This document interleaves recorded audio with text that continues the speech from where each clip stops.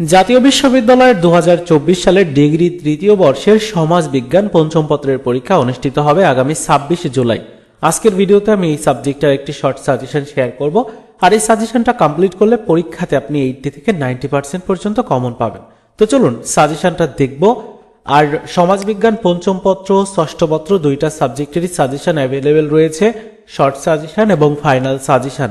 যার যেটা প্রয়োজন আপনারা দুইটাই কালেক্ট করে নিতে পারেন আমাদের থেকে স্ক্রিনে দেখানো হোয়াটসঅ্যাপে যোগাযোগ করে, এবং অল্প কিছু পারিশ্রমিক দিয়ে আপনাকে সাজেশন দুইটা কালেক্ট করতে হবে, অর্থাৎ শর্ট সাজেশন এবং ফাইনাল সাজেশন। এবারে চলুন দেখি যে কোন কোন প্রশ্ন আপনারা পড়বেন। ক বিভাগের অতি সংক্ষিপ্ত প্রশ্ন, প্রত্যেকটা প্রশ্নের সাইডে কিন্তু এভাবে মার্ক করে দেওয়া আছে যে কোন প্রশ্নটা কতটা গুরুত্বপূর্ণ। এখানে 25টা প্রশ্ন 100% গুরুত্বপূর্ণ প্রশ্ন, এদিকে 99% প্রশ্ন গুরুত্বপূর্ণ এখানে দেওয়া আছে আরো কয়েকটা, এবং একটু কম গুরুত্বপূর্ণ বা তুলনামূলক নতুন প্রশ্ন আরো কয়েকটা দেওয়া আছে।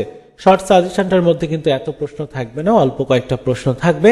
তারপর খ বিভাগের যদি দেখায় তাহলে প্রত্যেকটা প্রশ্নের সাইডে কিন্তু অধ্যায় উল্লেখ করা রয়েছে, কত সালে আসছিল এবং কতটা গুরুত্বপূর্ণ পরীক্ষার জন্য সেগুলো খুব ভালো করে দেওয়া আছে।